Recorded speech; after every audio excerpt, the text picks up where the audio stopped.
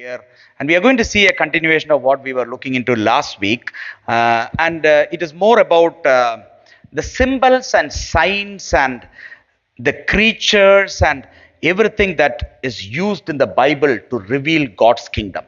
நாம் சென்ற வாரம் பார்த்த அதை செய்தியின் தொடர்ச்சியாக நாம் பார்ப்போம். நாம் வேதத்துல பார்க்கிற சின்னங்கள், அடையாளங்கள், உயிரினங்கள் அதை குறித்து நாம் பார்க்க போகிறோம். Jesus came preaching the kingdom of God. ஆண்டவராகிய இயேசு கிறிஸ்து தேவராஜ்யத்தை குறித்து பிரசங்கித்தார். Now I will just set the kingdom of God as something like this so easily, that kingdom of God is a government of God. தேவராஜ்யம் என்று சொன்னால் அது தேவனுடைய ஒரு அரசாங்கம். So God's kingdom, God's governing over our life. தேவனுடைய ராஜ்யம் என்று சொன்னால் தேவன் நம்முடைய வாழ்க்கையில் அரசாளுவது. God's governing over this his people, the earth, like that, governing. அவருடைய ஜனங்கள் மேலும் இந்த பூமியின் மேலும் அவர் அரசாளுவதை குறிக்கிறது. In Christmas time we'll always read one verse, Isaiah chapter 9 verse 6. It says, "For unto us a child is born, for unto us a son is given, the government shall be upon his shoulders." நாம் Christmas சமயத்துல ஒரு வசனம் வாசிப்போம். Isaiah 9வது அதிகாரம் 6வது வசனத்துல, நமக்கு ஒரு பாலகன் பிறந்தார், ஒரு குமாரன் கொடுக்கப்பட்டார், கர்த்தத்துவம் அவரின் தோளின் மேல் இருக்கிறது என்ற அந்த வசனத்தை வாசிப்போம். And then it explains he is wonderful, he is counselor, he is mighty, he is prince of peace. It explains about the king, Jesus the king. இயேசு ஆகிய ராஜாவை குறித்து சொல்லப்படுகிறது. அவர் அற்புதமானவர், அவர் அதிசயமானவர், அவர் சமாதான பிரபு என்று சொல்லி இயேசுவை குறித்து சொல்லப்படுகிறது. And then it gives about the rule of the Lord Jesus. He says that he rules with order. He gives justice and judgment in the right way. There is no end to his kingdom, to his government. அவர் எப்படி அரசாளுகிறார், அவருடைய அரசாங்கம் எப்படி இருக்கிறது என்பதையும் சொல்லி சொல்லப்பட்டிருக்கிறது. அது நீதியாக இருக்கிறது, அது நியாயமாக இருக்கிறது, அதற்கு ஒரு முடிவே இல்லை என்று சொல்லப்படுகிறது. We all love Jesus. நாம் எல்லாம் இயேசுவை நேசிக்கிறோம். Jesus is the king. இயேசுதான் ராஜா. And I believe that in our heart we all love Jesus so much. நம்முடைய இருதயத்துல நாம் இயேசுவை மிகவும் நேசிக்கிறோம். But you will love the Lord Jesus the King more when you know about his kingdom as well. அவருடைய ராஜ்யத்தை குறித்து அறியும் பொழுது அவரை இன்னும் அதிகமாக நாம் நேசிப்போம். Kingdom is so much important.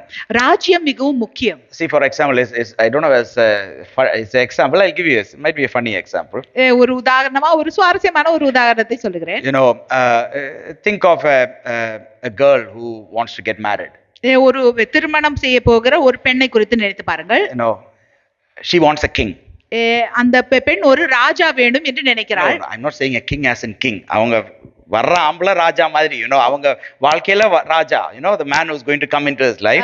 The groom who is going to come, she wants him to be a king. No, like a king. அவங்க வாழ்க்கையில அவங்க தான் ராஜா, Yeah, in her life he is the king. And she wants to be the king to be so good. அந்த ராஜா மிகவும் நல்லவராக இருக்க வேண்டும். She wants the man to be so great and everything, humble and caring and all those, அந்த மனிதன் மிகவும் பெரியவராக இருக்கணும், அவர் அன்புள்ளவராக இருக்கணும், கரிசனை உள்ளவராக இருக்கணும் என்று ஆசைப்படுகிறாள். But also one of the very important thing is the household of the man. மிகவும் முக்கியமான ஒரு காரியம் அந்த மனிதனுடைய வீடு. I know also married women, you also can think about it. You will think about the man who's going to come, and all the more also you will think about the household where the man is going to take you to. நாம் திருமணம் செய்ய போகிற அந்த மனிதனை குறித்து நினைத்து பார்ப்போம், அந்த மனிதனுடைய குடும்பத்தை குறித்து நினைத்து பார்ப்போம், எந்த இடத்திற்கு கொண்டு போக போகிறார் என்பதையும் நினைத்து பார்ப்போம். So that's why I'm saying knowing about the king and the kingdom of God is so important. ராஜாவையும் ராஜாவுடைய ராஜ்யத்தையும் அறிந்து கொள்வது மிகவும் முக்கியமான காரியம். So when you say a kingdom, ஒரு ராஜ்யம் என்று சொன்னால் it involves lots of things. In that I'll just mention couple of them. அதுல நிறைய காரியங்கள் இருக்கிறது. அதுல ரெண்டே தான் நான் சொன்னேன். It is the realm of God's kingdom, the kingdom where it rules. அது தேவ ராஜ்யத்துடைய முழுமையாக இருக்கிறது, தேவன் அரசாளுகிற இடமாக இருக்கிறது. And the people of the kingdom, அந்த ராஜ்யத்தின் ஜனங்கள், the power that is there in the kingdom of God, தேவ ராஜ்யத்தில் உள்ள வல்லமை, the authority of the kingdom of God, தேவ ராஜ்யத்தின் அதிகாரம், அதிகாரம், the nature of rule of the kingdom of God, அந்த தேவராஜ்யத்தின் அரசாங்கத்தின் தன்மை, the justice and how the judgment is being given in the kingdom of God, நீதி நியாயங்கள் எப்படி அந்த தேவராஜ்யத்தில் ஏற்படுகிறது, and the opposition or the enemies that the kingdom of God is facing, அந்த தேவராஜ்யம் சந்திக்கிற அந்த எதிர்ப்புகள் நாம் பார்க்கிறோம். the principles that is ruling in the kingdom of God. அந்த தேவராஜ்யத்தை ஆண்டு கொள்ளுகிற சில சத்தியங்கள், காரியங்கள். So when Jesus wanted to reveal God's kingdom, the kingdom of God, he wanted to reveal about Father, he wanted to reveal himself, he wanted to reveal the Holy Spirit, he wanted to reveal the kingdom of God completely. ஆண்டவராகிய இயேசு கிறிஸ்து பிதாவை வெளிப்படுத்த விரும்பினார், அவர் தன்னை வெளிப்படுத்த விரும்பினார், ஆவியானவரை வெளிப்படுத்த விரும்பினார், தேவராஜ்யத்தை முழுமையாக வெளிப்படுத்த விரும்பினார். And you can see the whole Bible is so important in our life. இந்த முழு வேதாகமும் நம்முடைய வாழ்க்கையில மிகவும் முக்கியத்துவம் வாய்ந்தது. Because each and every verse, whether you think it is important or not important, is related to God's kingdom. ஏனென்றால் ஒவ்வொரு வசனங்களும் நாம் முக்கியம் என்று நினைக்கிறோமோ, முக்கியம் என்று நினைக்காமல் இருக்கிறோமோ, எல்லா வசனமும் தேவராஜ்யத்துக்கு உரியதாக இருக்கிறது. The Bible as a whole gives us a great understanding, a holistic understanding of God's kingdom. இந்த முழு வேதாகமும் தேவராஜ்யத்தை குறித்த முழுமையான ஒரு அறிவை நமக்கு தருகிறது. Because we are kingdom people. ஏனென்றால் நாம் ராஜ்யத்துக்குரிய ஜனங்கள். Because we are living in God's kingdom in the middle of this kingdom of the world. ஏனென்றால் நாம் தேவ ராஜ்யத்துக்குள்ளே, இந்த உலகத்தின் ராஜ்யத்தின் நடுவுல இருக்கிற தேவ ராஜ்யத்துக்குள்ளே வாழ்ந்து And we கொண்டிருக்கிறோம். are called to represent God's kingdom. நாம் தேவ ராஜ்யத்தை பிரதிபலிக்க And we are அழைக்கப்பட்டிருக்கிறோம். also called to enjoy the benefits that are there in God's kingdom. தேவ ராஜ்யத்தில் உள்ள நன்மைகளை அனுபவிக்கவும் அழைக்கப்பட்டிருக்கிறோம். And this is what I gave you an introduction last week about these things. அதை குறித்து நான் ஒரு முகவரியை உங்களுக்கு சொன்னேன். But whenever Jesus is revealing about kingdom of God, he's revealing it not just openly, but in a very secret way, sometimes in a hidden way, like a treasure. ஆண்டவராகிய இயேசு கிறிஸ்து தேவராஜ்யத்தை வெளிப்படுத்தும் பொழுது அவர் அப்படியே முழுசாக வெளிப்படுத்தல, ஆனா ஒரு மறைமுகமாக கொஞ்சம் கொஞ்சமாக வெளிப்படுத்துகிறார். There is a revelation that is coming out of something hidden. மறைந்திருக்கிற ஒன்றிலிருந்து ஒரு வெளிப்பாடு உண்டாகிறது. And the way he chooses, you might ask, why don't you just plainly write everything A, B, C, D, E, F, G and give us something?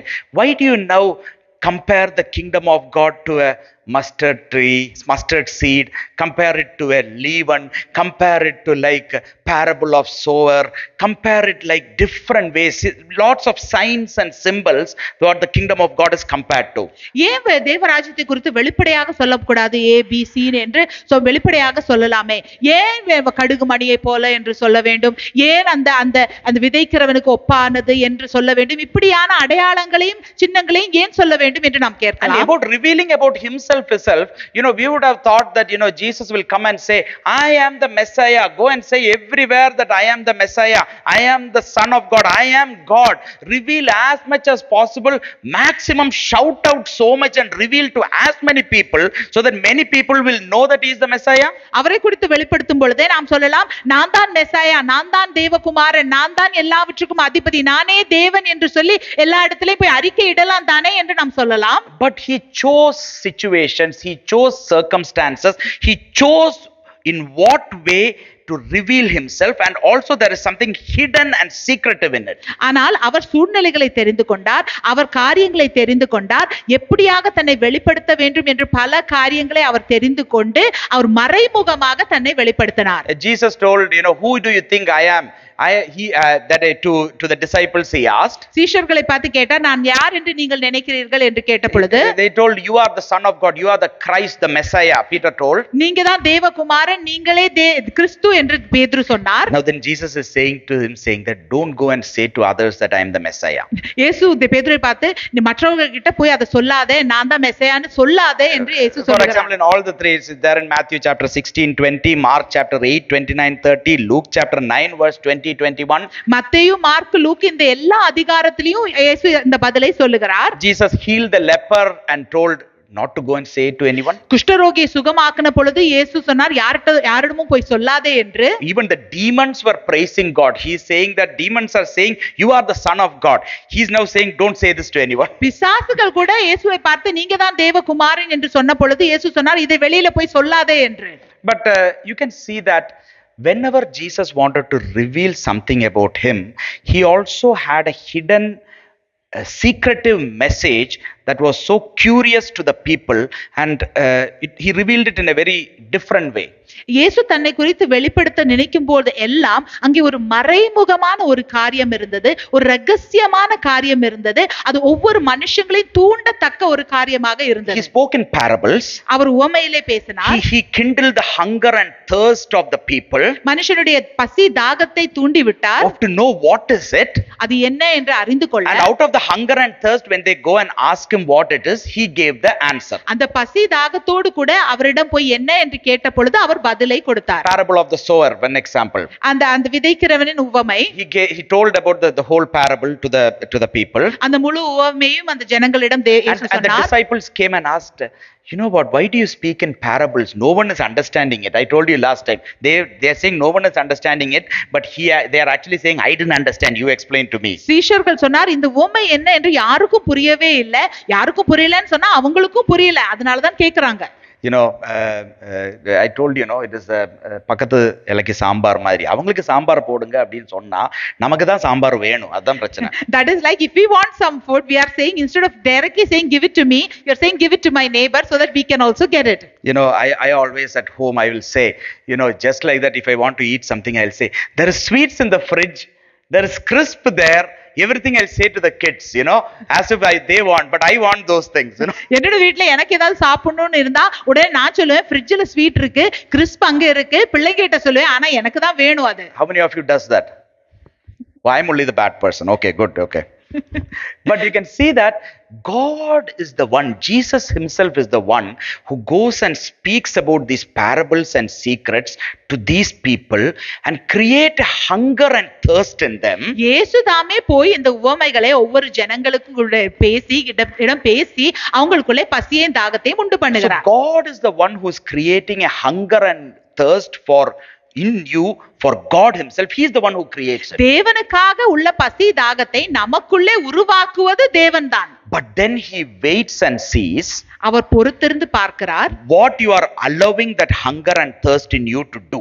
அந்த பசியும் தாகமும் நமக்குள்ளே என்ன செய்ய நம்ம அனுமதிக்கிறோம் என்று அவர் If பார்க்கிறார். you are letting your hunger and thirst in you that is created by God himself to now make you know him more, make you bear fruit, he waits and sees. நமக்குள்ளே தேவன் உருவாக்கின அந்த பசி தாகம் நம்மை அவரை இன்னும் அறிய செய்து அவருக்காக கனி கொடுக்க செய்யுதா என்று சொல்லி அவர் பொறுத்திருந்து பார்க்கிறார். How many times we have a hunger and thirst when we hear about God? எத்தனை தடவை தேவனை குறித்து கேட்கும்போது நமக்கு பசி தாகம் How many உண்டாகிறது? times when we hear God's revealed word, we hear hunger and thirst is in us? தேவனுடைய வெளிப்படுத்தின வார்த்தையை நாம் கேட்கும் பொழுது பசியும் தாகமும் நமக்குள்ளே உண்டாகிறது. But you can see that hunger and thirst can easily be quenched out the moment our thought changes, the moment we go out. ஆனால் அந்த பசியும் தாகம் இந்த இடத்தை விட்டு நம்ம வெளியிலே செல்லும் பொழுது இல்ல நம்முடைய நினைவு மாறும் பொழுது உடனே அந்த பசி தாகம் அடங்கி விடுகிறது. How many times the hunger and thirst has been quenched because of that? எத்தனை முறை அந்த பசியும் தாகம் அடங்குகிறது அதனால. But the Lord wants us to guard his word in our heart. The Holy Spirit, the very Spirit of the living God, helps us guard his word so that something will be born out of that hunger and thirst. ஆனால் அவருடைய வார்த்தை நம் இருதயத்துக்குள்ளே பாதுகாப்பாக வைக்க வேண்டும் என்று தேவன் விரும்புகிறார். அப்பொழுது அந்த பசியும் தாகமும் அவரை குறித்து இன்னும் அறிய செய்யும். So that's why the scripture is full of signs and symbols and allegories and metaphors and everything that is representing something. அதனாலதான் இந்த வசனங்களுக்குள்ளே எல்லாம் சின்னங்கள் இருக்கிறது, அடையாளம் இருக்கிறது, ஒத்து போகிற வசனங்கள் இருக்கிறது, அப்படிப்பட்ட பல காரியங்கள் இந்த வேதத்தில் இருக்கிறது. Only a hunger and thirst for God can dig out the spiritual revelation out of it. தேவனுக்காக உள்ள அந்த பசி தாகம் தான் அந்த வெளிப்பாட்டை வேதத்துக்குள்ளே இருந்து தோண்டி எடுக்க முடியும். We have the Holy Spirit who is our advisor. We have the Holy Spirit who is our very counselor, advocate. நம்ம பரிசுத்த ஆவியானவர் நமக்கு இருக்கிறார். அவரே நம்முடைய தேற்றவாளனாக இருக்கிறார். நம்மளுக்கு எல்லாத்தையும் சொல்லி தருகிறவராக இருக்கிறார். Interpret these signs and symbols to us. இந்த சின்னங்களையும் இந்த அடையாளங்களையும் நமக்கு விவரித்து தருவதற்காக. So that these life changing truths can be revealed to us. அப்பொழுது இந்த நம்முடைய ஜீவனை மாற்றக்கூடிய இந்த சத்தியங்கள் நமக்கு வெளிப்படும். There are more than 1500 symbols or signs that is there in the word of God that's been used in various places that needs our thirst and hunger to meditate on it, to expose it. இந்த வேதத்துக்குள்ளே 1500க்கு மேலான சின்னங்கள் அடையாளங்கள் இருக்கிறது. நாம் பசியோடு தாகத்தோடு கூட அதை தேடினால்தான் அதோடைய வெளிப்பாடு நம்மளுக்கு கிடைக்கும். We were looking into some of the symbols or signs that was representing the enemy.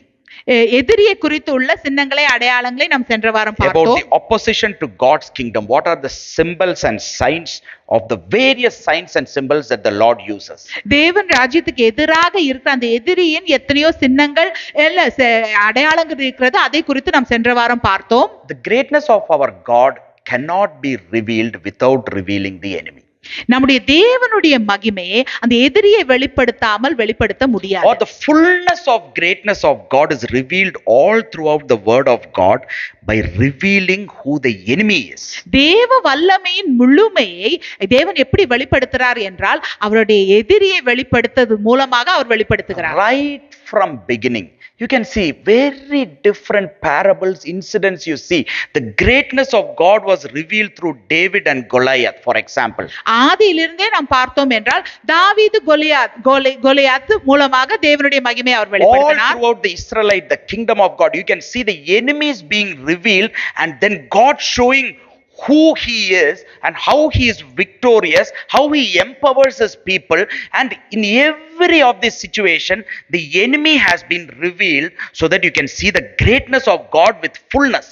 இஸ்ரவேலருடைய பயணத்தில் முழுமையாக தேவன் முதலாவதாக எதிரியை வெளிப்படுத்துறார். வெளிப்படுத்தி விட்டு அதுக்கப்புறம் அவருடைய மகிமை அவருடைய வல்லமை எவ்வளவு பெரியது என்று அவர் வெளிப்படுத்துகிறார். I'm not saying that God is revealing the enemy and not revealing himself. He is revealing himself, but the greatness of him is being revealing by revealing the enemy.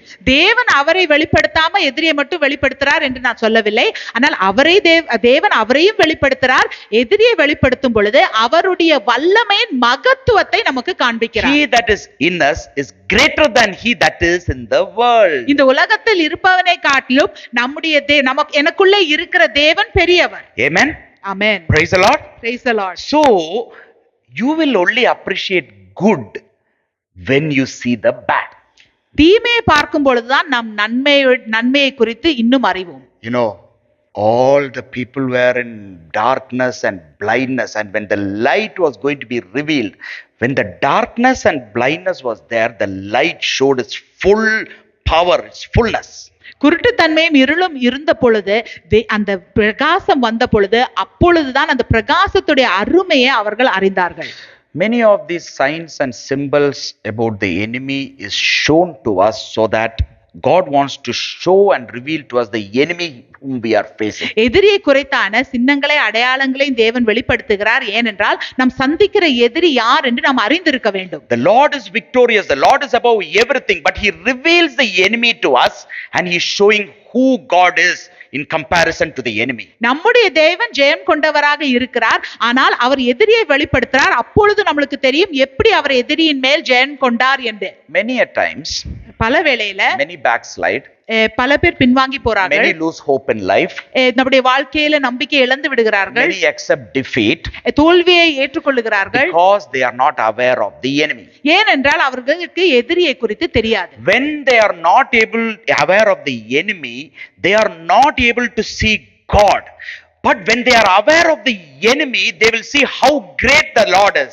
எதிரியை குறித்து அறியாமல் இருக்கிறதுனாலே தேவனை குறித்து அறியாமல் இருக்கிறார்கள். ஆனால் எதிரியை குறித்து அறியும் பொழுது தேவன் எவ்வளவு பெரியவர் என்று அவர்கள் அறிந்து விடுவார்கள். Instead of fighting against the enemy with the power of God, man chooses to fight with flesh and blood. தேவ வல்லமையோடு கூட எதிராளிகளுக்கு எதிராக சண்டை போடுவதை விட்டுவிட்டு மாம்சத்தோடும் இரத்தத்தோடும் மனிதர்கள் சண்டை போட்டுக்கொண்டு இருக்கிறார்கள். How can we win against an enemy whom we don't know? நமக்கு தெரியாத எதிராளியை நம்ம எப்படி ஜெயிக்க முடியும்? How can we win against an enemy whom we don't have a clue about? ஒன்றுமே அறியாத ஒரு எதிரிக்கு எதிராக நாம் எப்படி ஜெயம் எடுக்க முடியும்? That's why the Lord reveals his enemies. அதனால தான் தேவன் தம்முடைய எதிராளிகளை வெளிப்படுத்துகிறார். There are lots of spiritual symbols representing God and his kingdom, but last week and this week we are just looking into the spiritual signs and symbols representing the enemy. தேவனை குறித்தும் தேவ ராஜ்யத்தை குறித்தும் வெளிப்படுத்துகிற அநேக சின்னங்கள் அடையாளங்கள் இந்த வேதத்தில் இருக்கிறது. ஆனால் சென்ற வாரமும் இந்த வாரமும் எதிரியை குறித்தான சின்னங்களையும் அடையாளங்களையும் குறித்து பார்ப்போம். We have a sign for us, a symbol for us. நமக்கு ஒரு சின்னம் இருக்கிறது, அடையாளம் You இருக்கிறது. know what is the symbol? அந்த அடையாளம் என்ன என்று தெரியுமா? Sheep. ஆடுகள். Sheep. ஆடுகள். No, you could have asked God, God, why do you come and say the sheep and those things and all? Just call me believer. For anyone, believer listens to, hears my voice. My sheep hears my voice. Why do you put the symbol without somewhere? So our symbol one is sheep. Sheep is a symbol for us. We are all sheep. தேவனே, என்னை ஆடு என்று ஏன் சொல்லுகிறீர்கள்? ஆடுகள் என்று ஏன் சொல்லுகிறீர்கள்? விசுவாசி என்று சொல்லலாம் தானே? விசுவாசி என்னுடைய சத்தத்தை கேட்பான் என்று சொல்ல வேண்டியதுதானே? ஏன் என்னுடைய ஆடுகள் என் சத்தத்தை கேட்கும் என்று சொல்லுகிறீர்கள்? நமக்கொண்ட அடையாளம் ஆடு. Only a thirsty and hungry one for God will now go into and identify who the sheep is, what the sheep is, so that it represents us. We are the sheep. பசியும் தாகம் உள்ள ஒரு மனுஷன் தான் இந்த ஆடுனா என்ன, அது ஏன் என்னை குறிக்குது என்று சொல்லி ஆராய்ந்து பார்ப்பான். Others sometimes might say, என்ன ஆடோ ஆட்டுக்குட்டியோ, சும்மா மனுஷன் தானே, போட்டுங்க. What sheep, what lamb? I am human, just leave it. Psalm chapter 100 verse 3. சங்கீதம் 100வது அதிகாரம் 3வது வசனம். Know that the Lord, He is God. It is He who made us and not we ourselves. We are His people and the sheep of His pasture. கர்த்தரே தேவன் என்று அறியுங்கள், நாம் அல்ல, அவரே நம்மை உண்டாக்கினார், நாம் அவர் ஜனங்களும் அவர் மேய்ச்சலின் ஆடுகளுமாய் இருக்கிறோம். Now you can see another symbol coming, pasture. மேய்ச்சல்கள் இன்னொரு அடையாளம். Now that also needs some hunger and thirst to see what is our pasture. நம்முடைய மேய்ச்சல் என்ன என்று அறிவதற்கும் நமக்கு ஒரு பசி, ஒரு தாகம் வேண்டும். Now what I'm saying is that with your hunger and thirst for the Lord, there are lots that the Lord wants to reveal to you at this moment, next moment, tomorrow, day after tomorrow from the word. தேவனுக்காக நமக்கு இருக்கிற பசியின் தாகத்தின் மூலமாக அநேக காரியங்களை தேவன் வெளிப்படுத்த விரும்புகிறார். இப்பொழுது, இன்றைக்கு, நாளைக்கு, நாளான்னைக்கு நிறைய காரியங்களை வெளிப்படுத்த விரும்புகிறார். So we are the sheep. நாம் ஆடுகள். But also he is introducing another symbol of shepherd. அவர் மேய்ப்பரை குறித்து சொல்லுகிறார். Sheep and shepherds. ஆடுகள், மேய்ப்பன். Jesus the good shepherd. நம்முடைய நல்ல மேய்ப்பன் இயேசு. And we who are all pastors, leaders with authority, with the teachers, with the people who are responsible for others, who are taken a stand in kingdom of God, they are shepherds. போதகர்கள் இல்ல மற்ற deacons, overseers, அந்த மாதிரி ஒவ்வொரு பொறுப்புல இருக்கிற ஒவ்வொரு ஆட்களும் மேய்ப்பராக அந்த ஆடுகளை நடத்துகிறவராக இருக்கிறார். The moment you become a sheep, there is something that the Lord is bringing into your life to now train you as a shepherd. It comes so much attached, நாம் ஒரு ஆடாக மாறும் பொழுது தேவன் நம்முடைய வாழ்க்கைக்குள்ள ஒரு மேய்ப்பனாக மாறத்தக்கதான ஒரு காரியத்தை உருவாக்குகிறார். How many of you now know that you are shepherds as well? எத்தனை பேருக்கு தெரியும் நாம் மேய்ப்பர் கூட? You can see that you are a shepherd to someone. Some sheep. நாம் ஏதோ ஒரு ஆடுக்கு மேய்ப்பராக இருக்கிறோம். So there is a symbol of shepherd. அதனால ஒரு மேய்ப்பன் என்கிற ஒரு அடையாளம் இருக்கிறது. Now I want to just introduce, and if you return with me to Ezekiel chapter 34. எசேக்கியேல் 34வது அதிகாரத்துக்கு திருப்பினோம் என்றால், in Ezekiel chapter 34, if you read verse 1 and 2. எசேக்கியேல் 34வது அதிகாரம் வசனம் 1, 2. எசேக்கியேல் 34வது அதிகாரம் வசனம் 1, 2. And here Ezekiel was a prophet during Israel's captivity in Babylon. இஸ்ரவேல் ஜனங்கள் அந்த இதுல கேப்டிவிட்டில இருந்த பொழுது, பாபிலோன்ல இருந்த பொழுது எசேக்கியேல் ஒரு தேவதூதன், ப்ராஃபட்டாக இருந்தார், தீர்க்கதரிசியாக இருந்தார். And the word of the Lord came to me saying, கர்த்தருடைய வார்த்தை எனக்கு உண்டாகி, verse 2, Son of man, prophesy against the shepherds of Israel. Prophesy and say to them, Thus says the Lord God to the shepherds, Woe to the shepherds of Israel who feed themselves. Should not the shepherds feed the flocks? மனுபுத்திரனே, இஸ்ரவேலின் மேய்ப்பருக்கு விரோதமாக தீர்க்க தரிசனம் உரை. நீ தீர்க்க தரிசனம் உரைத்து அவர்களோடே சொல்ல வேண்டியது என்னவென்றால், கர்த்தராகிய ஆண்டவர் மேய்ப்பருக்கு சொல்லுகிறார், தங்களை மேய்க்கிற இஸ்ரவேலின் மேய்ப்பருக்கு ஐயோ, மேய்ப்பர் அவர்கள் மந்தையை மேய்க்க வேண்டும். I want to be a good shepherd. நான் ஒரு நல்ல மேய்ப்பராக இருக்க வேண்டும். And whoever God has called you as a shepherd to oversee, to teach, to be leading, we are all called to be good shepherds, but not As in, for example, giving here, he's prophesying against the shepherd who is feeding themselves and not the flock. மேய்ப்பராக நம்ம அழைக்கப்பட்டிருக்கிறோம் என்றால் இங்கே சொல்லப்பட்டிருக்கிறது போல தங்களையே மேய்ச்சு கொண்டு இருக்கிறவர்களாக அல்ல, ஆடுகளை மேய்க்கிற மேய்ப்பனாக நாம் அழைக்கப்பட்டிருக்கிறோம். And in verse 3 and 4 again he is giving about the shepherd and the consequences because of the shepherd not feeding the flock. மூன்றாவது நான்காவது வசனத்தில் அந்த மேய்ப்பனை குறித்தும் அந்த ஆடுகளை மேய்க்காத அந்த மேய்ப்பனுக்கு என்ன நடக்கும் என்பதை குறித்தும் சொல்லப்படுகிறது. In verse 3 and 4 if you read, மூன்றாவது நாலாவது வசனத்தில், you eat the fat and clothes among yourself with the wool, you slaughter the fatlings but you do not feed the flock. நீங்கள் நெய்யை சாப்பிட்டு ஆட்டு மயிரை உடுப்பாக்கி கொள்ளுகிறீர்கள், கொளுத்ததை அடிக்கிறீர்கள், மந்தையோ மேய்க்காமல் போகிறீர்கள். And then verse 4, the weak you have not strengthened, nor have you healed those who were sick, nor bound up the broken, nor brought back what was driven away, nor sought what was lost, but with force and cruelty you have ruled them. நான்காவது வசனம், நீங்கள் பலவீனமானவைகளை பலப்படுத்தாமலும் நசல் கண்டவைகளை குணமாக்காமலும் எலும்பு முறிந்தவைகளை காயம் கட்டாமலும் துரத்துண்டவர்களை திருப்பி கொண்டு வராமலும் காணாமற் போனவைகளை தேடாமலும் போய் பலாத்காரம் கொடூரமாய் அவைகளை ஆண்டீர்கள். கஷ்டமான வார்த்தை ரொம்ப ஹெல்ப் பண்ணிருங்க. ஓகேயா? Okay. Verse 5 you can see, so they were scattered because there was no shepherd and they became food for all the beasts of the field when they were scattered. மேய்ப்பர் இல்லாததினால் அவைகள் சிதறப்பட்டு போனார்கள். You can see that Jesus' concern also was that these people are all like sheep without a shepherd. He had compassion on all the people when Jesus saw the people, you know. இயேசு கிறிஸ்து ஜனங்களை பார்த்த பொழுது அவர் மனதுருகினார், ஏனென்றால் அவர்கள் மேய்ப்பன் இல்லாத ஆடுகளை போல இருந்தார்கள். So that's when he was saying that, oh, the harvest is plenty and the laborers are few. அப்பொழுதுதான் அவர் சொன்னார்கள், அறுவடையோ மிகுதி வேலையாட்களோ குறைவு என்று. But you can see here that he's saying the condition of the people. I told about sheep, you have seen about shepherd, but now what I'm focusing is the enemy. இப்பொழுது நான் ஆடை குறித்து சொன்னேன், மேய்ப்பனை குறித்து சொன்னேன், ஆனால் இப்பொழுது நான் பார்க்கிறது என்ன, எதிராளியை குறித்து. Now here you can see the Lord is revealing an enemy. இங்கே தேவன் ஒரு எதிராளியை வெளிப்படுத்துகிறார். A symbol of the enemy.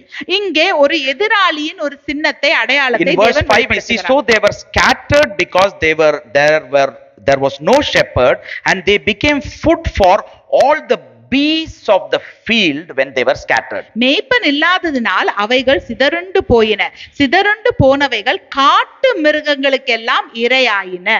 What are the beasts of the field? காட்டு மிருகங்கள் என்றால் என்ன? Are they lions and tigers? சிங்கங்கள் இல்ல புலிகளா? Whether I shepherd you very well or any shepherd takes care of a sheep very well, if a lion or tiger or beast of the field come, everyone is going to be eaten. நான் எவ்வளோ நன்றாக உங்களை ஆடுகளாக மேய்த்தாலும் கூட ஒரு சிங்கம் இல்ல ஒரு புலி வந்தா எல்லாரையும் தான் சாப்பிட்டு விடும். I don't know whether a Christian might be worked in Daniel's case. You know, he prayed and the lion didn't do anything to him. தானியேலுடைய வாழ்க்கையில் நடந்தது, தானியேல் ஜெபித்த பொழுது சிங்கம் அவனை சாப்பிடவில்லை. But here you can see that the beast of the field doesn't represent any lion or tiger or any real beast or monstrous animals, you know, as in animal. Physical animal. இங்கே காட்டு மிருகங்கள் என்று சொல்லப்பட்டால் ஏதோ அந்த சிங்கம், புலி, கரடி இந்த மாதிரி மிருகங்களை குறித்து சொல்லவில்லை. But they represent the enemy, the evil spirits trying to devour the people. ஆனால் அது எதிரியை குறிக்கிறது, ஆட்களை சிதறுண்டு செய்கிற சாப்பிடுகிற எதிரியை குறித்து சொல்லுகிறது. So here this beast of the field is representing the enemy, a part of enemy's kingdom. காட்டு மிருகங்கள் என்று இங்கே சொல்லப்பட்டிருக்கிறது என்ன என்றால் அந்த எதிரியின் ராஜ்யத்தின் ஒரு அங்கத்தினரை சொல்லுகிறது. Now that is a sign, it's a symbol for the enemy. One of them, less like last week we saw about scorpion, serpent, now is locust, now is showing beasts of the field. சென்ற வாரம் நாம் பார்த்தோம், வெட்டுக்கிளியை குறித்து பார்த்தோம், தேளை குறித்து பார்த்தோம், சர்ப்பத்தை குறித்து பார்த்தோம். இன்றைக்கு அந்த காட்டு மிருகத்தை தேவன் காட்டுகிறார். Genesis chapter 3 verse 1, it's so interesting, might be, you know, it's just an observation. ஆதியாகமம் 3வது அதிகாரம் 1வது வசனத்திலே நாம் அதை பார்த்தோம் என்றால், in Genesis chapter 3 and verse 1, ஆதியாகமம் 3வது அதிகாரம் 1வது வசனம், now the serpent was more cunning than any beast of the field which the Lord God had made, and he said to the woman, has God indeed said you shall not eat of every tree of the garden? தேவனாகிய கர்த்தர் உண்டாக்கின சகல காட்டு ஜீவன்களை பார்க்கிலும் சர்ப்பமானது தந்திரமுள்ளதாய் இருந்தது.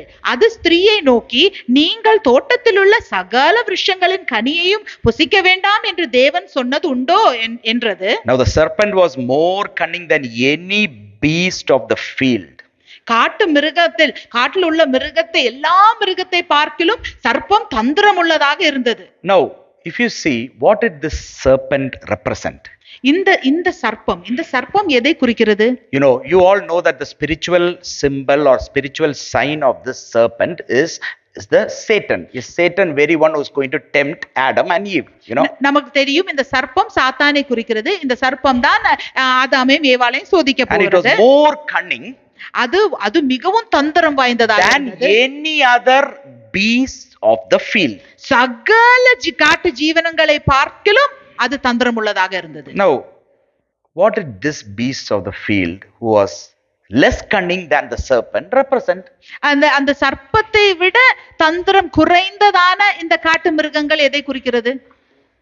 Adam and Eve was being tempted day to day by the beasts of the field, day to day, and the serpent, who is the most cunning of all these, came and trapped him, because might be he was standing against all the temptation of these beasts, these enemies, these evil spirits, day to day speaking to them, but he was trapped when the serpent, who was more cunning, now came and they fell.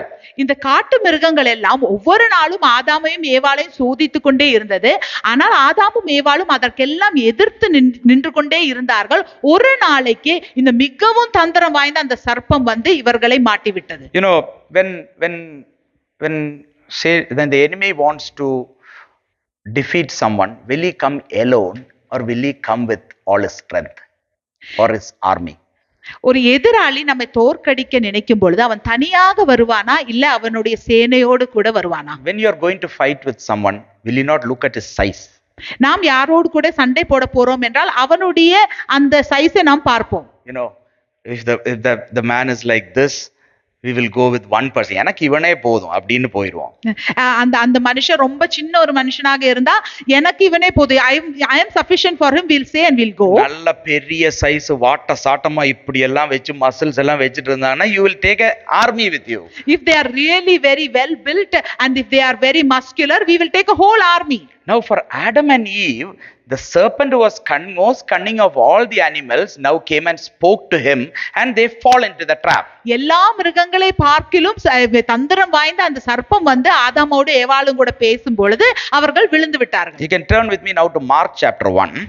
Mark 1வது அதிகாரத்துக்கு திருப்புவோம். In verse 12 and 13. 12வது 13வது வசனம். In verse 13, Mark chapter 1 verse 13. Mark 1வது அதிகாரம் வசனம் 13. If you read with me, it says, and he was there in the wilderness. He says about Jesus. And Jesus was there in the wilderness 40 days, being tempted by Satan, and was with the wild beasts, and the angels ministered to him. அவர் என்று சொன்னால் இயேசு வனாந்திரத்திலே 40 நாள் இருந்து சாத்தானாலும் சோதிக்கப்பட்டு அங்கே காட்டு மிருகங்களின் நடுவிலே சஞ்சரித்து கொண்டு இருந்தார். தேவதூதர்கள் அவருக்கு ஊழியம் செய்தார்கள். If a worldly person is going to read this, ஒரு உலகத்தின் மனுஷன் இதை படித்தால் he will think according to his own thing and say that Jesus was an animal lover with all the beasts, like Tarzan or Mowgli or someone standing and sitting with all the lions and the tigers and every bears and everything and living like that in the jungle.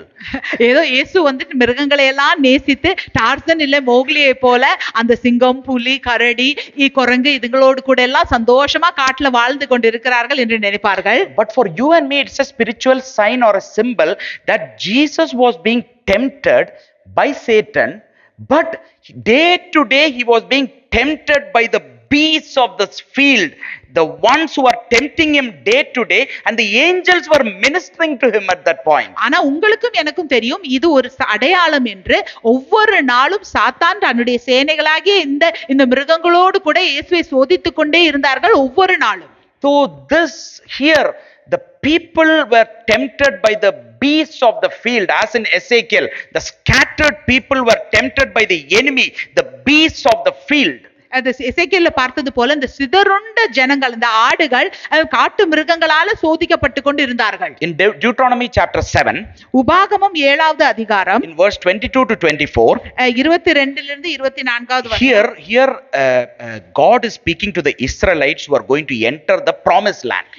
தேவன் இஸ்ரவேல் ஜனங்களோடு கூட பேசுகிறார். அவர்கள் இப்ப அந்த அந்த அவர் அந்த கானான் தேசத்துக்குள்ளே நுழைய போகிறார். The promised land. They were about to enter the promised land. அவர்கள் வாக்குத்தத்த தேசத்துக்குள்ளே நுழைய போகிறார்கள். Now God is speaking to the people, the Israelites who are in the wilderness, who is now going to enter the promised land. வனாந்தரத்துல இருக்கிற அந்த வாக்குத்தத்தம் பண்ணப்பட்ட தேசத்துக்குள்ளே நுழைய போகிற இஸ்ரவேல் ஜனங்களோடு கூட தேவன் பேசுகிறார். So sometimes we think that promised land might be heaven. நாம் நினைக்கலாம் வாக்குத்தத்தம் பண்ணப்பட்ட பூமி பரலோகம் என்று. Do you know where we are now? நாம் இன்றைக்கு எங்கே இருக்கிறோம் என்று நீங்கள் அறிகிறீர்களா? There might be a situation that we are in the wilderness like in the Israelite people. ஒருவேளை நாம் இஸ்ரவேல் ஜனங்களை போல ஒரு வனாந்தர நிலைமையில இருக்கலாம். But might be that you have now crossed that wilderness and now you are entered the promised land. ஒருவேளை நாம் அந்த வனாந்தரத்தை கடந்து அந்த வாக்குத்தத்தம் பண்ணப்பட்ட பூமிக்குள்ளே நுழைந்திருக்கலாம். In the promised land, அந்த வாக்குத்தத்தம் பண்ணப்பட்ட பூமியில, a land flowing with milk and honey, தேனும் பாலும் ஓடுகிற அந்த பூமியில, full field rich, this much big grapes, they have to carry 2 people and come. I don't know what it is. பெரிய கொத்து திராட்சைகள் எல்லாம் இருக்கு, 2 பேர் தூக்கிட்டு வரத்தக்க பெரிய கொத்தாக இருக்கிறது. It is all having the benefits and the promise and everything is there in that land. அந்த பூமியிலே அதனுடைய வாக்குத்தத்தங்கள், ஆசீர்வாதங்கள் எல்லாமே இருக்கிறது. But the enemies were also there in the land. ஆனால் எதிரிகளும் அந்த The Lord is saying that there are 7 nations, 7 enemies that are waiting for you, that is there, and I have given them into your hands. தேவன் சொல்லுகிறார், அங்கே 7 எதிரிகள் இருக்கிறார், 7 ராஜ்யங்கள் இருக்கிறது, 7 ஜாதிகள் இருக்கிறது, ஆனால் அந்த எதிரிகளை உம்முடைய கரங்களில் நான் தந்து விட்டேன் என்று தேவன் சொல்லுகிறார். When the Israelite people submitted to the Lord under Moses' leadership, they now chose to come to the wilderness, cross over and through the wilderness. அந்த இஸ்ரவேல் ஜனங்கள் மோசேக்கு கீழ்ப்பட்டு தேவனோடு கூட அவங்க புறப்பட்டு வந்த பொழுது அந்த வனாந்தரத்துக்கு வந்தார்கள். It was a wilderness way. They don't know wilderness, we don't know the way, but God is guiding them in small things, unknown.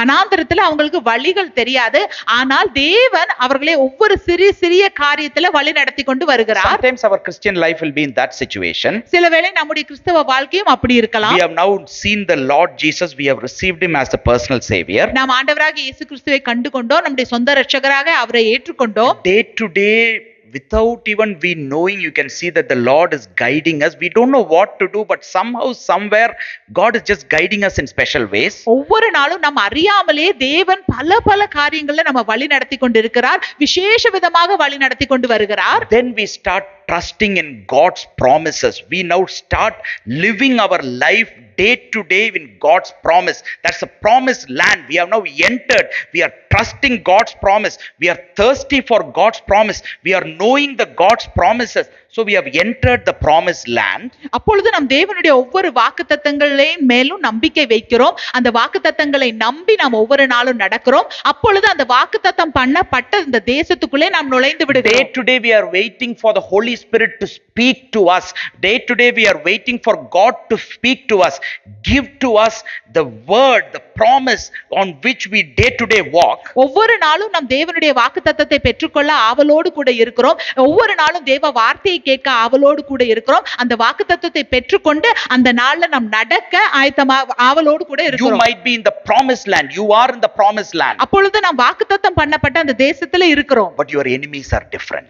ஆனால் நம்முடைய எதிராளிகள் வித்தியாசமானவை. It is not the enemies that were there in the wilderness, but the promised land had enemies in them that God had given into the hands of the Israelites. வனாந்தரத்துல இருக்கிற எதிராளிகள் வேற, ஆனால் அந்த வாக்குத்தத்தம் பண்ணப்பட்ட தேசத்துல இருக்கிற எதிராளிகள் வேற. அந்த எதிராளிகளை தேவன் அவருடைய கரத்தில் கொடுத்து விட்டார். Has Jesus given the enemies into your hands? இயேசு எதிராளியை நம்முடைய கரங்கள்ல தந்து விட்டாரா? Yes, he has already given the enemy into your hands. ஆம், இயேசு அவருடைய எதிராளிகளை நம்முடைய கரத்துல தேவன் தந்து விட்டார். But what is the Lord asking to do? ஆனால் தேவன் என்ன செய்ய கேட்கிறார்? Deuteronomy chapter 7 verse 22 to 24, a clear instruction he is giving to the people who are going to enter the promised land. உபாகமம் 7வது அதிகாரம் 22 லிருந்து 24 வசனத்துல தேவன் சொல்லுகிறார், குறிப்பாக இந்த மாதிரி நீங்கள் செய்ய வேண்டும் என்று. And the Lord your God will drive out those nations before you little by little. You will be unable to destroy them at once, lest the beasts of the field become too numerous for you. அந்த ஜாதிகளை உன் தேவனாகிய கர்த்தர் கொஞ்சம் கொஞ்சமாய் உன்னை விட்டு துரத்தி விடுவார். நீ அவர்களை ஒருமிக்க நிர்மூலமாக்க வேண்டாம். நிர்மூலமாக்கினால் காட்டு மிருகங்கள் உன்னிடத்தில் பெருகி போகும். He's giving an instruction. தேவன் ஒரு கட்டளை கொடுக்கிறார். The Lord will drive those nations out little by little. அந்த ஜாதிகளை உன் தேவனாகிய கர்த்தர் கொஞ்சம் கொஞ்சமாக உன்னை விட்டு துரத்தி விடுவார். You will be unable to destroy them at once. நீ அவர்களை ஒருமிக்க நிர்மூலமாக்க வேண்டாம். Lest the beasts of the field become too numerous for you. நீ நிர்மூலமாக்கினால் காட்டு மிருகங்கள் உன்னிடத்தில் பெருகி போகும். That is our Christian life. அதுதான் நம்முடைய கிறிஸ்தவ வாழ்க்கை. How many of you entered the Christian life thinking that every enemy has been driven away? Now I am going to have a very happy super life. It is going to be heaven on earth as in our thoughts, and then when we face the beasts of the field, we'll now come to think that, oh, I am not a Christian. I am like something is wrong in my life. Jesus doesn't care for me. He is like this. He is like that. I am bad. That's why Jesus is not helping me. That is a wrong impression. God will chase the enemy little by little. எத்தனை பேர் நம்முடைய கிறிஸ்தவ வாழ்க்கையில நுழையும் போது, அப்பா நான் இப்ப வாக்குத்தத்தம் பண்ணப்பட்ட தேசத்துல நுழைந்து விட்டேன், இனிமே ஒரு எதிராளியும் எனக்கு எதிரே வராது என்று நினைத்து கொண்டு நுழைகிறோம். அப்பொழுது அந்த எதிராளியை நாம் சந்திக்கும் பொழுது நாம் நினைக்கிறோம், ஐயோ தேவன் என்னிடத்துல என்னோடு கூட இல்ல, நான் மிகவும் மோசமான ஆளு, அதனாலதான் இந்த எதிரிகள் எல்லாம் நான் சந்திக்க வேண்டி இருக்கிறது அப்படின்னு சொல்லி நாம நினைத்து பார்க்கிறோம். ஆனால் அது அப்படியாக அல்ல. அது தேவனுடைய வழி அல்ல. தேவன் கொஞ்சம் கொஞ்சமாக தான் எதிரிகளை துரத்துவார். The beasts of the field, the Lord is now saying that you have authority over them. You will chase them day to day, little by little, or it will become numerous for you. அந்த காட்டு மிருகத்தின் மேல் உனக்கு அதிகாரம் இருக்கிறது. அதை கொஞ்சம் கொஞ்சமாக ஒவ்வொரு நாளும் நீ துரத்துவாய். ஒட்டு மொத்தமாக துரத்த பார்த்தால் அது மிகவும் அதிகரித்து போகும் என்று. How many times we try to chase the enemy that we are facing just now? Everything should be gone. எவ்வளவு தடவை நாம இன்றைக்கு நாம் சந்திக்கிற எதிராளி எதிராக சண்டை போடும்போது எல்லாமே இப்பொழுது மறைந்து போக வேண்டும் என்று சண்டை போடுகிறோம். Everything is broken out. That means we are saying that from now onwards I should not suffer at all. Next time I am not free to pray. இன்றைக்கு நாம் ஜெபிக்கும் பொழுது எல்லாம் உடைந்து போகிறது என்று சொல்லி நாம் ஜெபிக்கும் பொழுது இன்றைக்கே எல்லாம் முடிந்து விடணும், நாளைக்கு இனி மறுபடியும் ஜெபிக்க நான் ஆயத்தம் அல்ல. Sometimes our intention is we don't want to spend time in the Lord's presence because day to day He will guide us. He will show us His promise. He will give us victory over the enemy little by little, and the beasts of the field will be driven out. சிலவேளை நம்முடைய நோக்கம் என்னன்னா, ஒவ்வொரு நாளும் தேவனுடைய சன்னிதானத்தில் இருக்க நம்மளால முடியாது. ஆனால் தேவன் ஒவ்வொரு நாளும் தான் நம்மளை வழி நடத்தி ஒவ்வொரு நாளும் கொஞ்சம் கொஞ்சமாக அந்த எதிராளிகளை துரத்த உதவி செய்வார். And now he is giving more advice. மறுபடியும் அவர் வேற காரியங்களை சொல்லுகிறார். Verse 23. 23வது வசனத்திலே, But the Lord your God will deliver them over to you and will inflict defeat upon them until they are destroyed. உன் தேவனாகிய கர்த்தர் அவர்களை உன்னிடத்தில் ஒப்பு கொடுத்து அவர்கள் அழியும் மட்டும் அவர்கள் மிகவும் கலங்கடிப்பார். And then in verse 24 he is saying, 24வது வசனத்திலே, and he will deliver their kings into your hand, அவர்களுடைய ராஜாக்களை உன் கையில் ஒப்பு கொடுப்பார். And you will destroy their name from under heaven. No one shall be able to stand against you until you have destroyed them. அவர்கள் பேர் வானத்தின் கீழ் இராதபடிக்கு அவர்களை சங்கரிக்க கடவாய். நீ அவர்களை சங்கரித்து தீரும் மட்டும் ஒருவரும் உனக்கு எதிராக நிற்க மாட்டார்கள். ஆமென். Praise the Lord.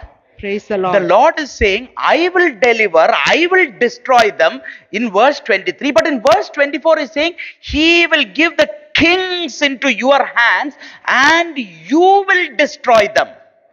You will destroy those enemies, you know.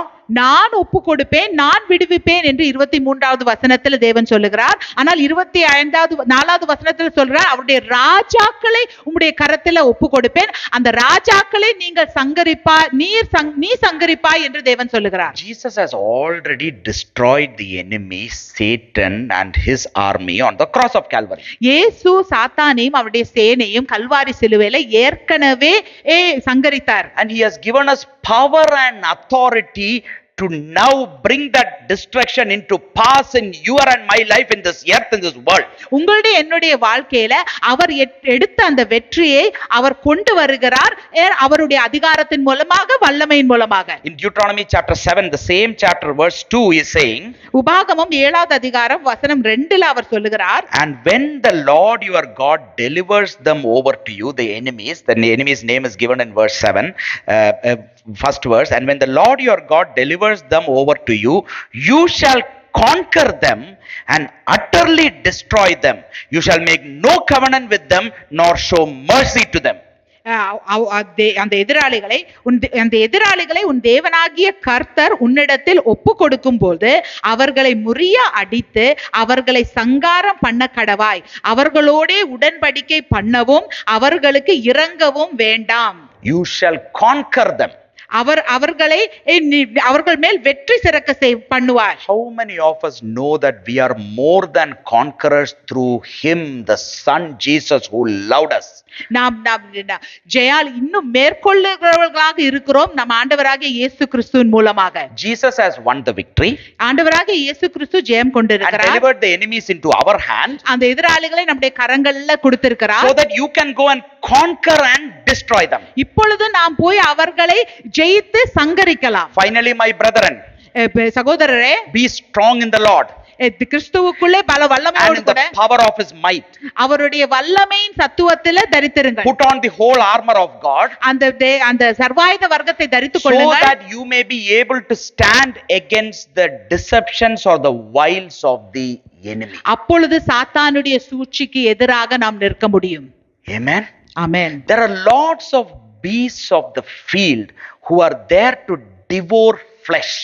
நிறைய காட்டு மிருகங்கள் இருக்கிறது, நம்முடைய உடலை சாப்பிடுவதற்கு தயாராக இருக்கிறது. Going to pounce on to our flesh. நம்முடைய மாம்சத்தின் மேல் அது குதிக்க தயாராக இருக்கிறது. Because they are flesh eaters. ஏனென்றால் அவர்கள் மாம்ச தீனிகள். But we are spiritually alive in the Lord. ஆனால் நாம் தேவனுக்குள்ளே ஆவிக்குரிய ரீதியில் உயிரோடு இருக்கிறோம். Our battle is not of flesh and blood, it is of the spirit. It is against principalities and powers and evil forces of darkness which the Lord has already given and destroyed. நம்முடைய யுத்தம் இரத்தத்தோடு மாம்சத்தோடு கூட அல்ல, ஆனா துரைத்தனங்களோடு பொல்லாத ஆவிகளின் சேனைகளோடு கூட இருக்கிறது.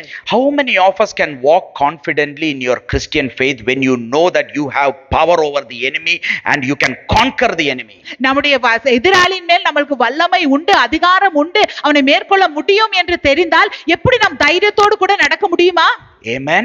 Amen. Amen. Yes. Now you know something about the enemy. இப்பொழுது எதிராளியை குறித்து நம்ம ஒரு காரியத்தை அறிந்திருக்கிறோம். We always say enemy. Now you know they are like the beasts of the field trying to take scattered people, trying to tempt and devour people and trying to pounce on to any inch of flesh in us. எதிரி என்று சொல்லுகிறோம், ஆனால் இப்பொழுது எதிரியை குறித்து ஒரு காரியத்தை நாம் அறிந்திருக்கிறோம். அவர்கள் காட்டு மிருகத்தை போல இருக்கிறார்கள், நம்முடைய மாம்சத்தை அருந்துகிற அந்த தின்கிற அந்த காட்டு மிருகத்தை போல இருக்கிறார்கள். யாரெல்லாம் சிதறுண்டு கொண்டு இருக்கிறார்களோ அவர்கள் மேலே பாய்வதற்கு தயாராக இருக்கிறார்கள். Now you have the Spirit of the Lord, the very Holy Spirit who empowers you, strengthens you, brings the presence of Christ, brings the victory of Christ, brings the authority of Christ upon you. இப்பொழுது ஆவியானவர் நம்மோடு கூட இருக்கிறார். அவர் கிறிஸ்துவின் அதிகாரத்தை, கிறிஸ்துவின் வல்லமையை நமக்குள்ளே கொண்டு வருகிறார். And can you not conquer that beast?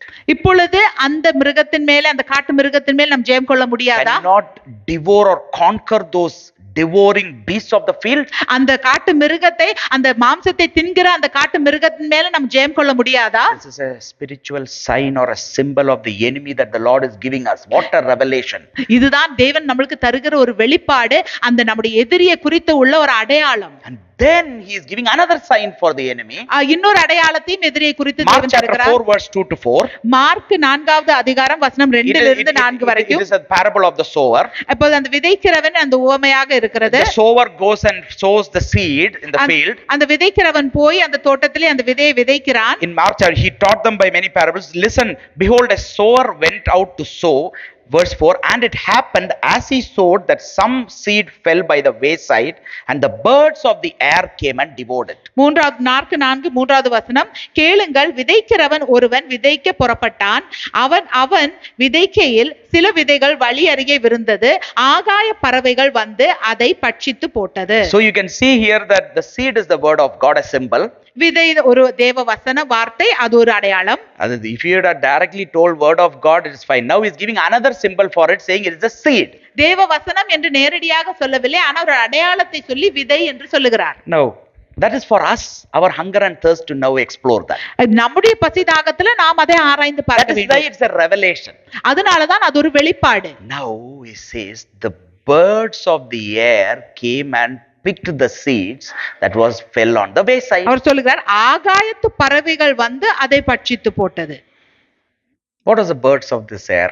ஆகாயத்து பறவை என்று சொன்னால் என்ன? In that Mark chapter 4 itself, in the end, in the middle, you can see that he says that the birds of the field is the evil one, the devil who comes and devours that word of God, picks or takes that word of God away. Mark 4வது அதிகாரத்திலே தேவன் சொல்லுகிறார், அந்த ஆகாயத்து பறவை என்று சொன்னால் அது சாத்தான் தான், பிசாசு தான், அவன் வந்து வசனத்தை எடுத்து போடுகிறான் என்று. We are revealed now another name for that enemy. That enemy is one characteristic, is like the birds of the field who comes and picks up what is there for us. இன்னொரு அடையாளத்தை தேவன் சொல்லுகிறார் எதிரியை குறித்து. எதிரி ஆகாயத்து பறவையை போல இருக்கிறது. தேவன் நமக்காக வைத்திருக்கிற அந்த காரியத்தை வந்து பட்சித்து போடுகிற ஒரு எதிரியாக இருக்கிறான். These birds of the air come and build the nests on the branches of the tree. அந்த ஆகாயத்து பறவைகள் வந்து அந்த மரத்திலே தன்னுடைய கூட்டை கட்டுகிறது. So that it can now come and devour or take the seeds that is being falling, or the seeds that are there in the fruit. அப்பொழுது அந்த விழுகிற அந்த விதையை அது வந்து எடுத்து பட்சித்து போடுகிறது. Daniel chapter 4. தானியேல் 4வது அதிகாரம். If you read Daniel chapter 4 and from verse 10 onwards, here it is a dream that Nebuchadnezzar saw. தானியேல் 4வது அதிகாரம் வசனம் 10 இருந்து பார்த்தால் நெபுகத்நேசர் ராஜா பார்த்த ஒரு சொப்பனத்தை குறித்து அங்கே எழுதப்பட்டிருக்கிறது. He starts by saying, here now Nebuchadnezzar is saying the dream. Nebuchadnezzar இப்பொழுது அந்த சொப்பனத்தை குறித்து சொல்லுகிறார்.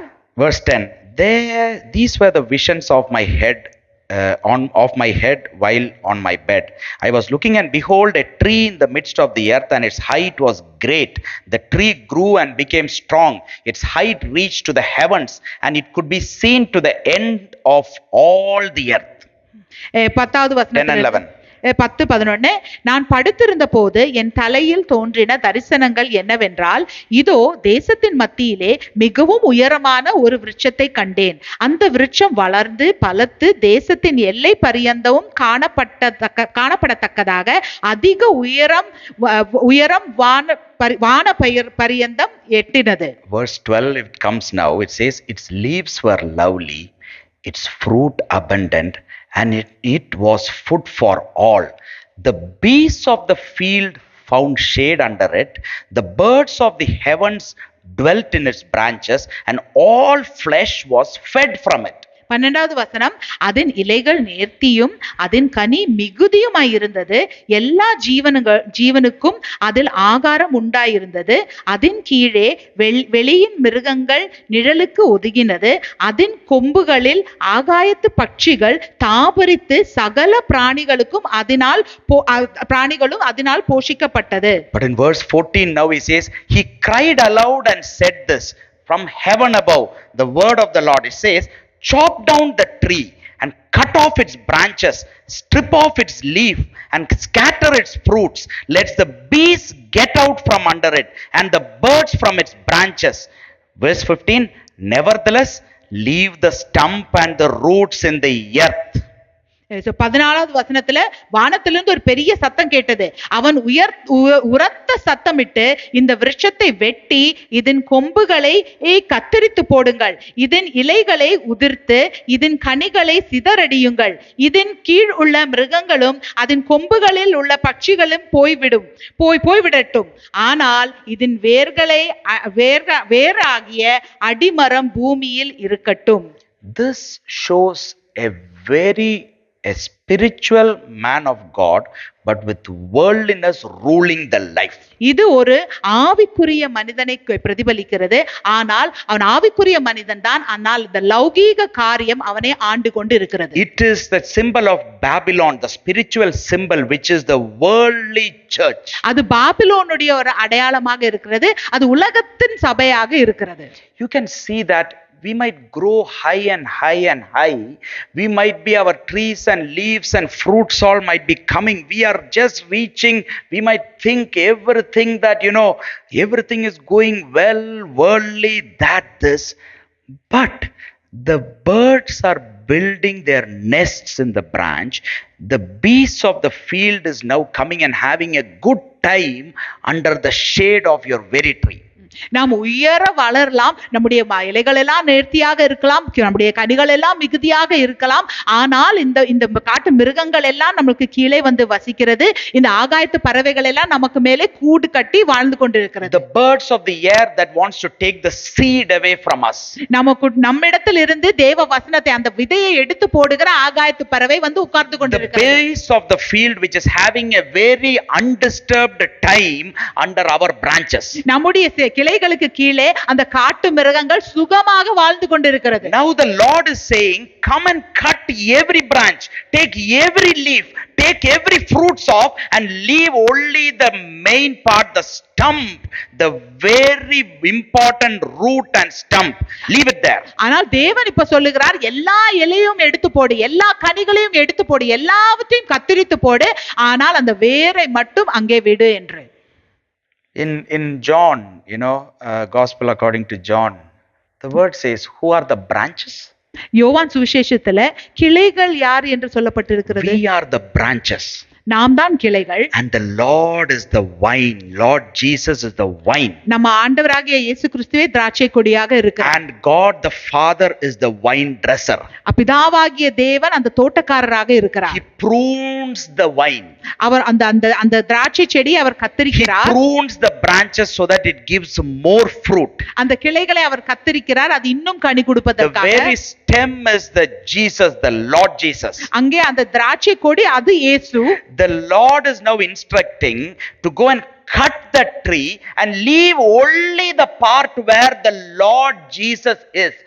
Everything else, where the nest of the birds of the air is, where the beasts of the field is trying to come under the shade, everything cut off. Only leave Jesus and his everything in his life. He will cut it off. இப்ப தேவன் சொல்லுகிறார், இயேசு இருக்கிற அந்த பகுதியை மட்டும் வைத்து விட்டு பாக்கி எல்லா பகுதியையும் வெட்டி போடு. மத்த என்ன காரியமா இருந்தாலும் அதை வெட்டி போடு. அந்த ஆகாயத்து பறவைகளுக்கு இருக்க இடம் கொடுக்கிற அந்த பகுதிகளை எல்லாம் வெட்டி போட தேவன் சொல்லுகிறார். Then we'll be pruned. அப்பொழுது நாம் கத்தரிக்கப்படுவோம். We are not dead. நாம் சாகவில்லை. But we will get new life. ஆனால் நமக்கு புது ஜீவன் கிடைக்கிறது. But there won't be birds of the air or beast of the field now coming under our shadow and having a good time in our life. ஆனால் இந்த புதிய ஜீவன்ல ஆகாயத்து பறவைகளும் கிடையாது, காட்டு மிருகங்களும் நமக்குள்ளே வந்து சொகுசாக வாழ்ந்து கொண்டு இருக்கிறது நம்முடைய நன்மையை எடுத்துக்கொண்டு. Do we know who is the enemies we face? நமக்கு தெரியுமா நாம் சந்திக்கிற எதிராளிகள் என்னவென்று, யார் என்று? Do we know that there are birds of the air trying to take each and every word that God carefully wants to plant into our life? நமக்கு தெரியுமா ஆகாயத்து பறவைகள் இருக்கிறார்கள். தேவன் நம்முடைய வாழ்க்கையில போடுகிற ஒவ்வொரு அந்த விதையும் எடுத்து போடுவதற்காக ஆகாயத்து பறவை காத்து கொண்டு இருக்கிறார்கள். Has not God given us the authority to now break it, to now break that birds of the air and the beasts of the field who is trying to devour us? அந்த ஆகாயத்து பறவைகளையும் அந்த காட்டு மிருகங்களையும் நம்மை அடித்துக் கொண்டு இருக்கிற அந்த ஒவ்வொரு காரியத்தையும் மேற்கொள்ள தேவன் நமக்கு அதிகாரத்தை தரவில்லையா? Has he not given us the authority? நமக்கு அதிகாரத்தை தரவில்லையா? Because he has revealed the enemy to us. ஏனென்றால் தேவன் எதிராளியை நமக்கு வெளிப்படுத்தி He has இருக்கிறார். revealed the enemies to us so that now we can conquer those very enemies. அந்த எதிராளிகளை நமக்கு வெளிப்படுத்தி இருக்கிறார், ஏனென்றால் நாம் அவர்களை மேற்கொள்ள முடியும். The very enemy which Jesus himself is destroyed is being tormenting our life because we are called to conquer that very enemy that Jesus has destroyed. இயேசு அழித்து போட்ட அந்த எதிரை நம்முடைய வாழ்க்கையில நம்மை கஷ்டப்படுத்தி கொண்டிருக்கிறார், ஏனென்றால் நாம் அந்த எதிரியை தோற்கடிக்க அழைக்கப்பட்டிருக்கிறோம். We are called to be more than conquerors. நாம் ஜெயம் கொள்ளுகிறவர்களாக How அழைக்கப்பட்டிருக்கிறோம். many enemies in your life that you can conquer today?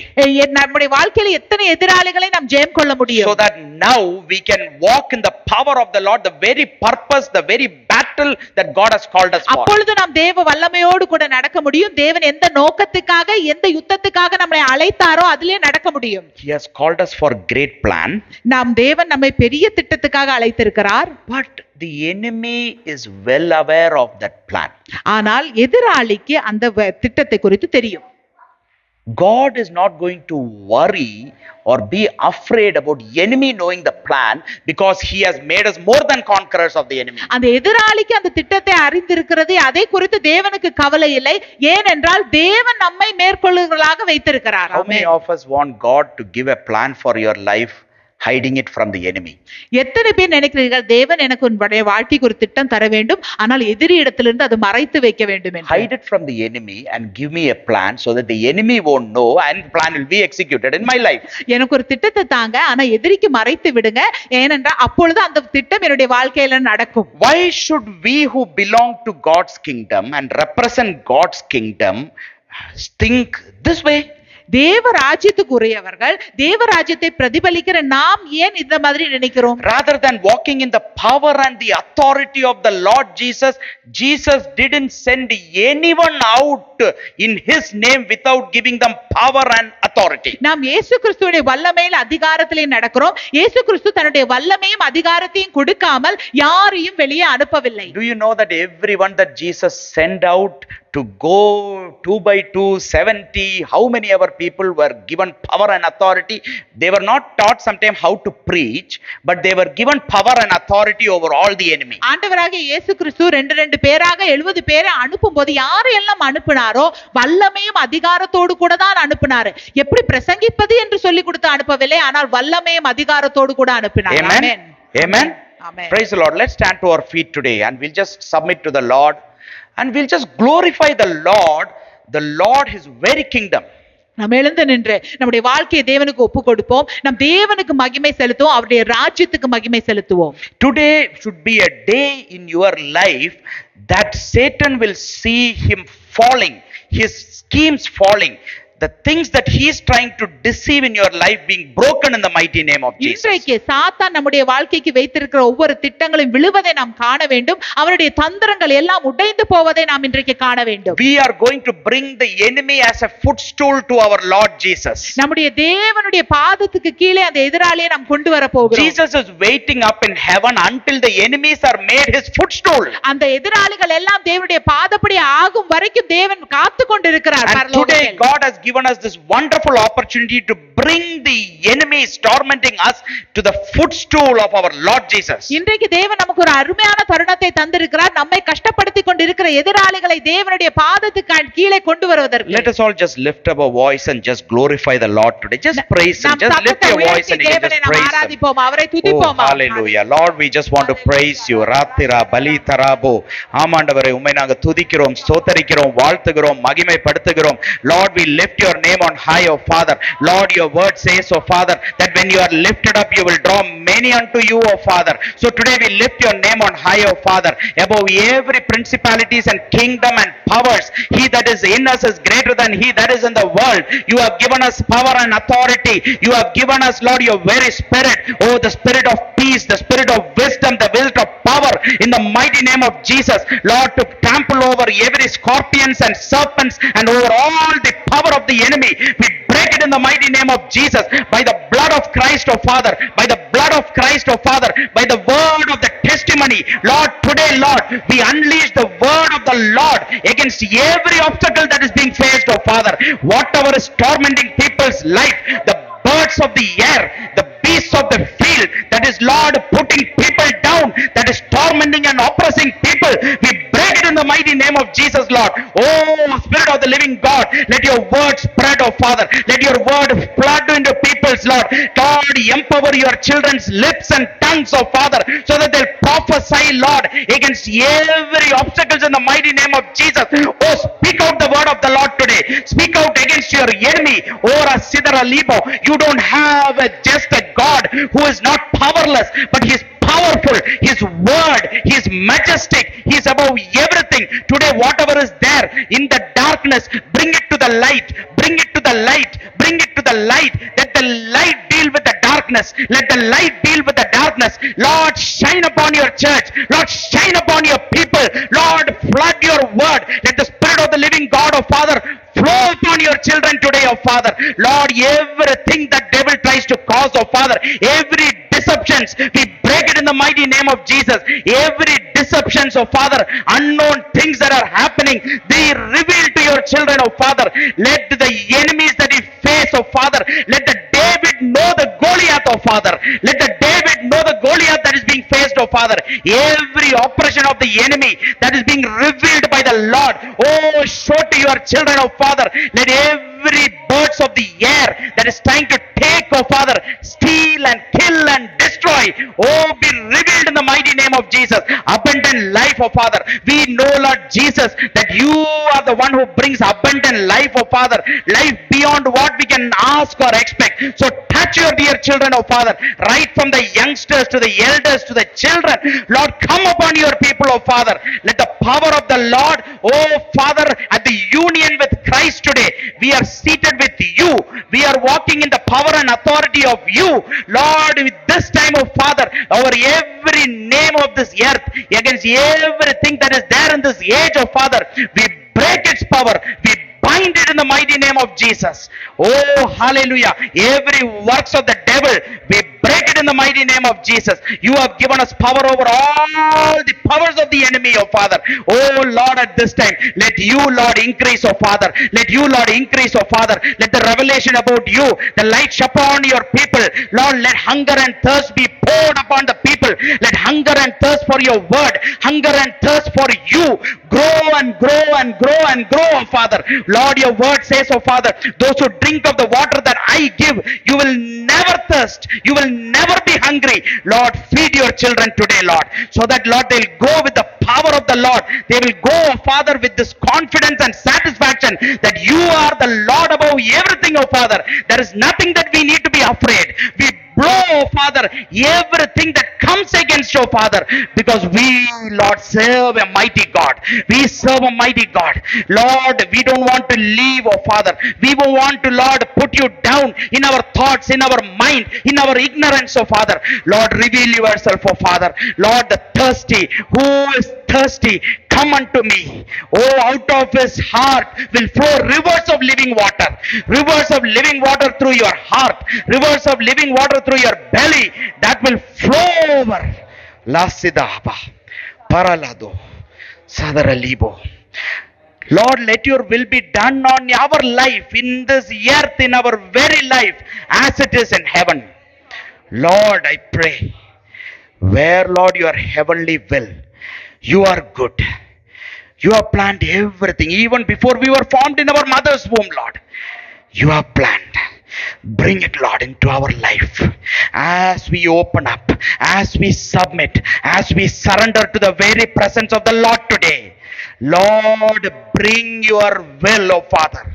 Lord, change things, oh Father. Lord, break things, oh Father. Lord, pluck out things in our life, oh Father. Even if the branches are being cut off, Lord, we know that the stump is there. Even though the fruit is being cut off, oh Father, we know the stump is there. Even though the branches and everything is being cut off, we know, Lord, that you are there in our life, Lord.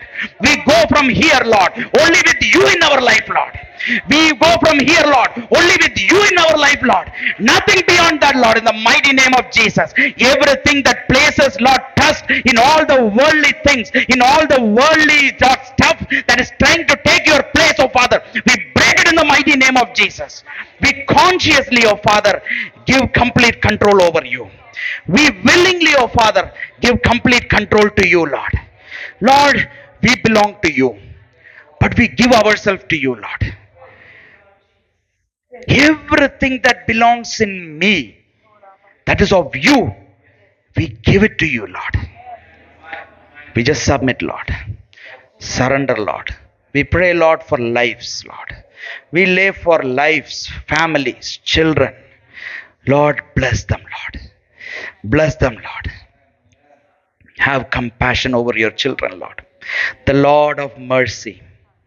The Lord of mercy, have compassion over your children, Lord.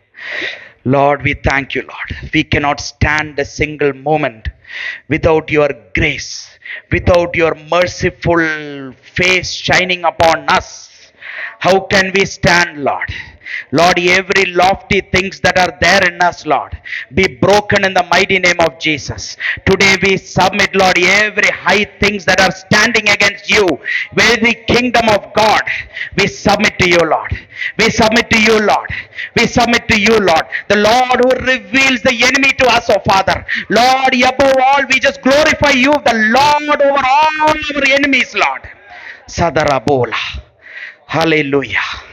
Taralabo. Parasidara lidari bulo rasada. Karalaba. Lord, speak, Lord.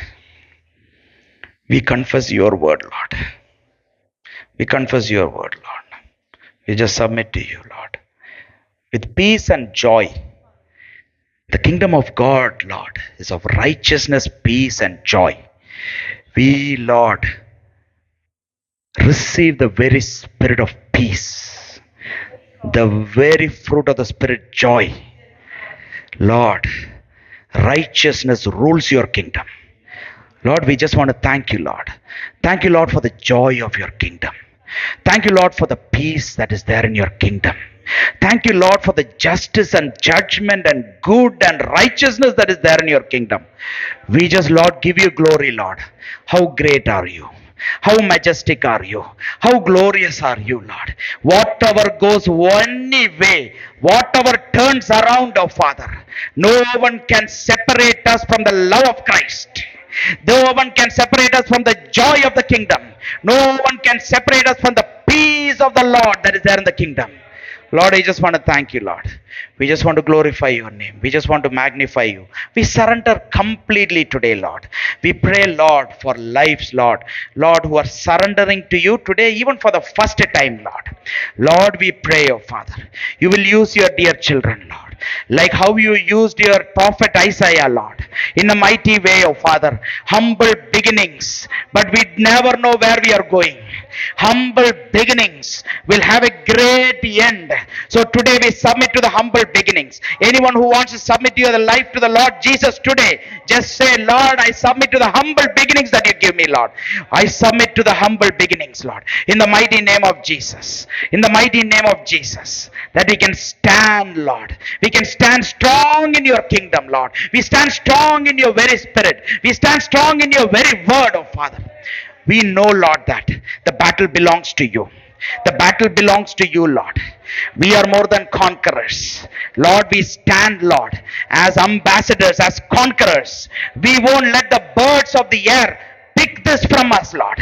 We rebuke, we bind, we just cast out the birds of the air ruling our life, Lord. Coming and building its nest in our branches, Lord. Oh, we identify the enemy. That which is in darkness, we bring it to light, you enemy. You cannot stay in darkness. The light shines upon the Lord. We just submit to this light today, Lord. Sabalari taribo. Palatibo. Hallelujah. Rasadaraba. Lord, I just want to submit to you. We thank you, Lord. Be all glory and honor to your name, Lord. In Jesus' name we pray. Amen. Amen.